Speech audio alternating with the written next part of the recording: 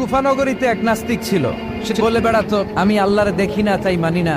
কুফানগরীর লোকজন বলে আমাদের এক ইমাম আছে নাম নু'মান ইবনে সাবিত, ওনার সাথে বসলে তুমি আল্লাহরে দেখতে পাবা।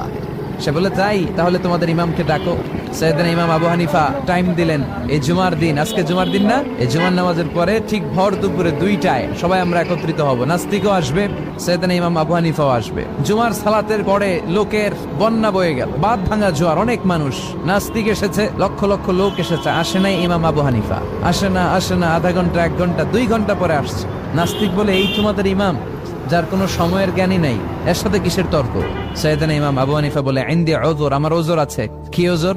সাইয়েদনা ইমাম আবু হানিফা বলেন আমি ঘর থেকে বের হয়ে আসার পথে একটা নদী পার হয়ে আসতে হয়। আজকে এসে দেখি নদীর মধ্যে কোনো মানুষ টানুষ নাই, নৌকা নাই, মাঝি নাই, কিচ্ছু নাই। তো হঠাৎ দেখলাম পাশে বিশাল বড় একটা গাছ, এই গাছটা এমনি এমনি 2 ভাগ হয়ে গেল। হঠাৎ গাছ থেকে এমনি এমনি লম্বা তক্তা হয়ে গেল, এমনি এমনি তক্তাগুলো জোড়া লেগে